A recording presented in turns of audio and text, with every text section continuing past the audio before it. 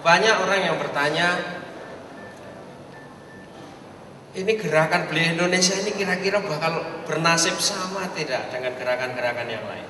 Apakah ini akan berhasil atau tidak?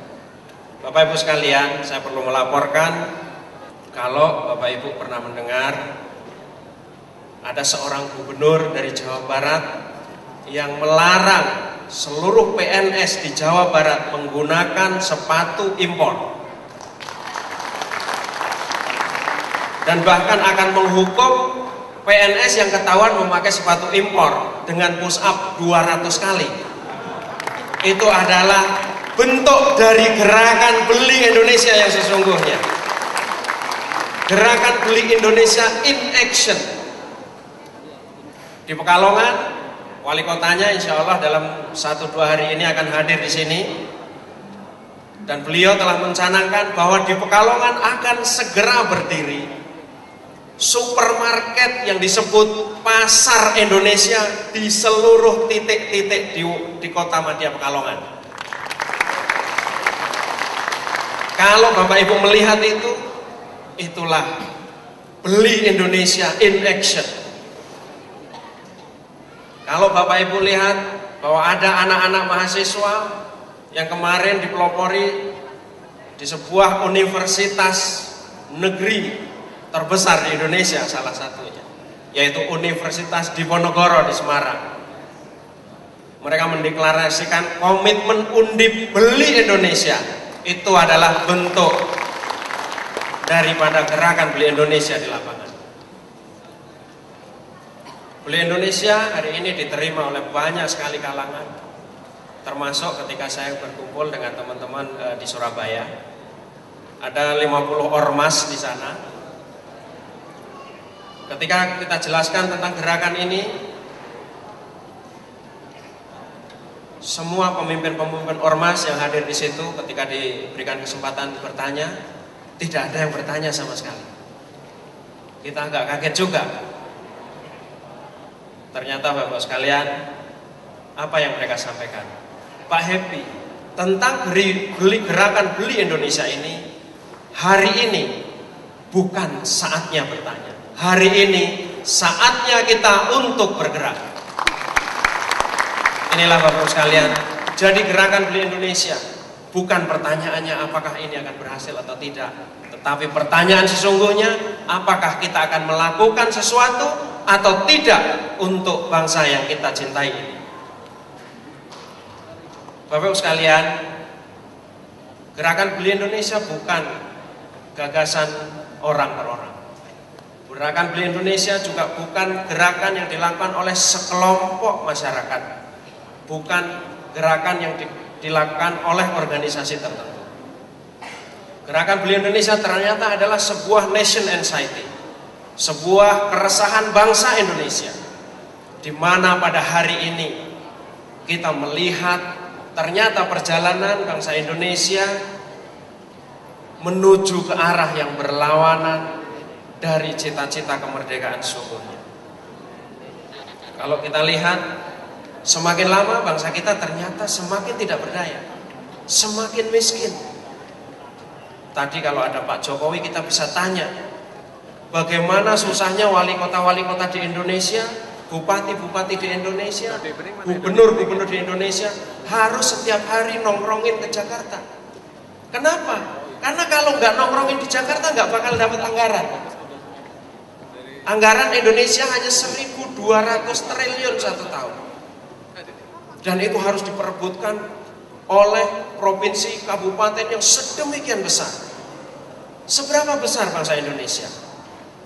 Apakah kita lebih besar dari Singapura? Bukan itu pertanyaannya. Apakah kita lebih besar daripada Malaysia? Bukan itu pertanyaannya. Apakah lebih besar daripada Inggris? Apakah lebih besar dari Prancis?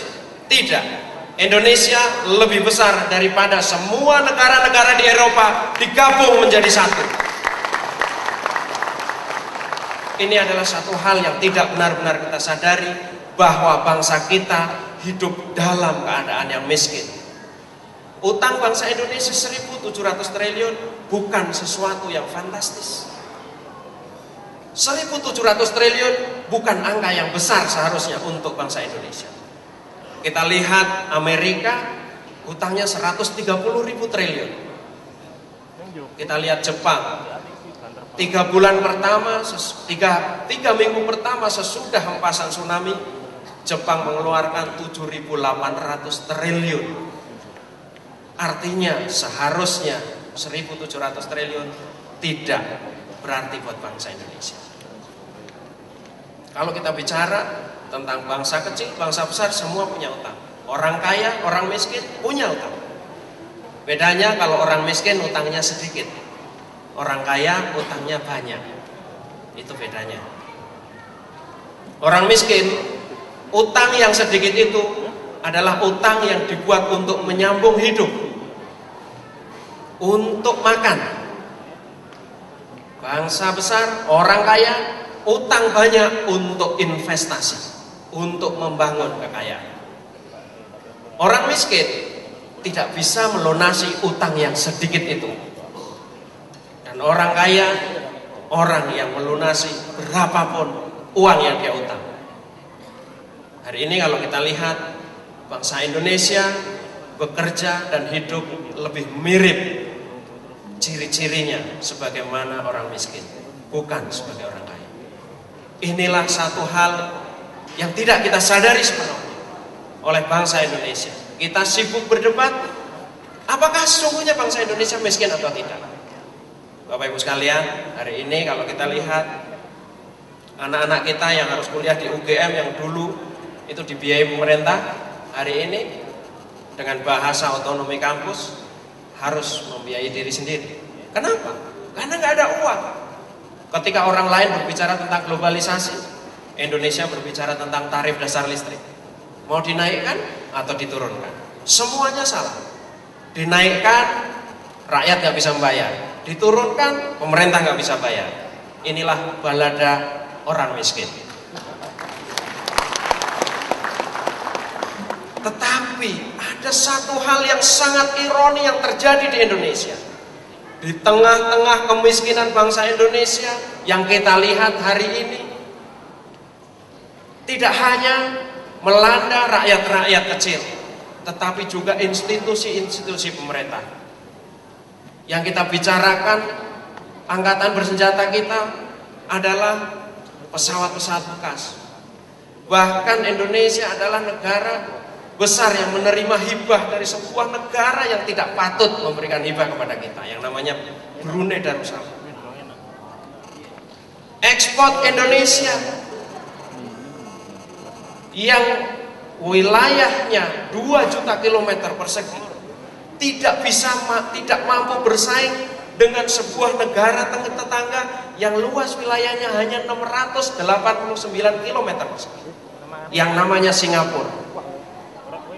Ekspor Indonesia hanya 50% daripada Singapura. Maka tidak heran kalau bangsa Indonesia hidup dalam kemiskinan.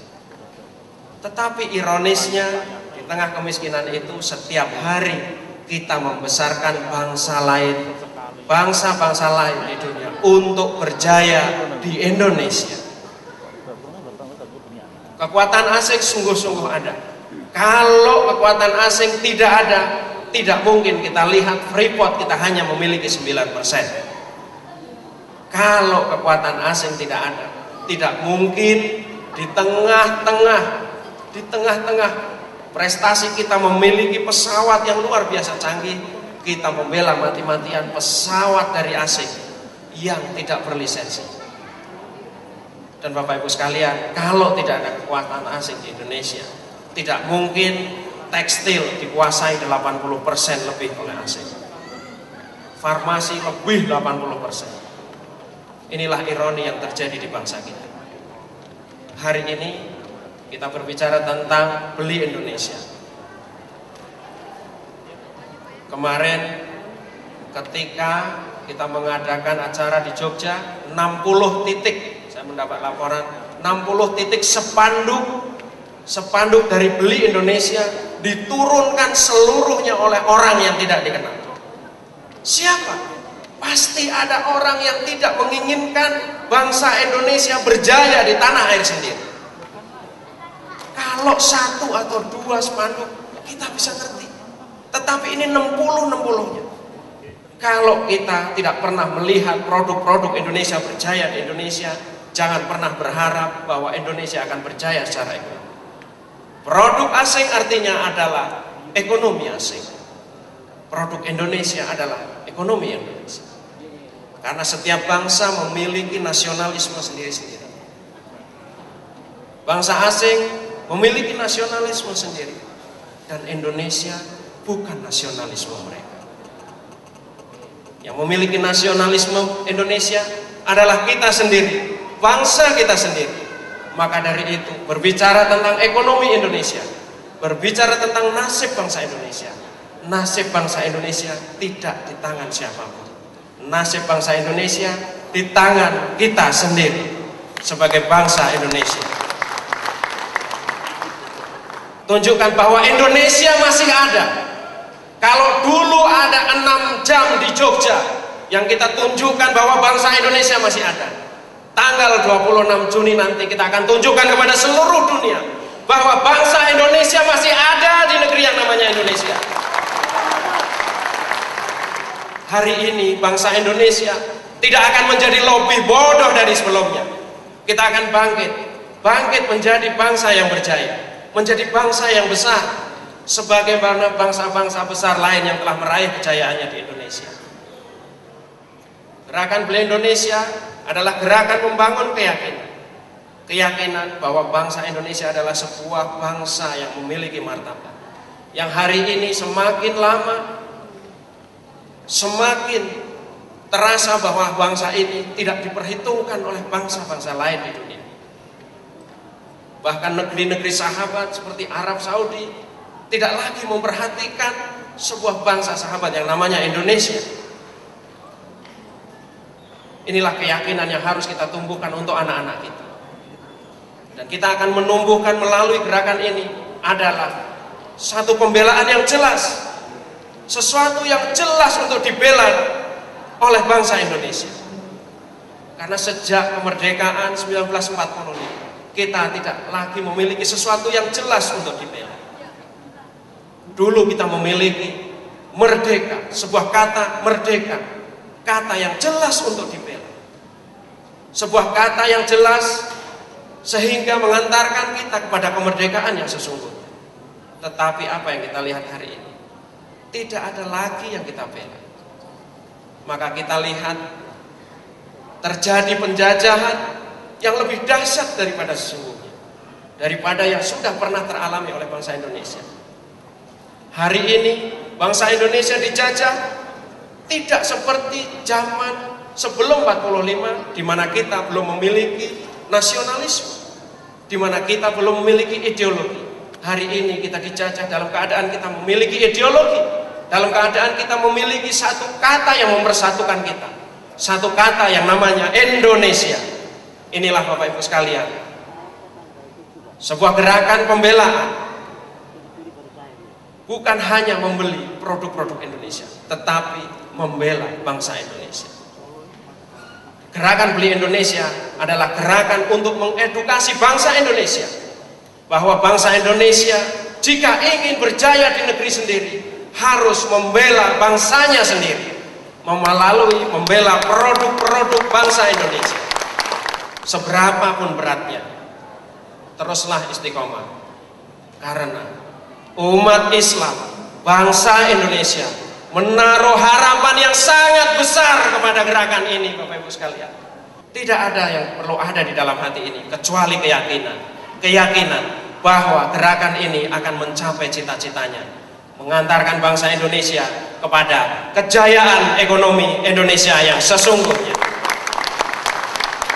Mudah-mudahan Allah Subhanahu wa taala tetap memberikan kita semangat dan memberikan kita keistiqomahan untuk mendidik anak-anak kita untuk bangga menjadi bangsa Indonesia, yakin bahwa bangsa Indonesia akan meraih kejayaannya dan memiliki sesuatu yang jelas untuk dibela, yaitu Beli Indonesia. Beli Indonesia, bela Indonesia.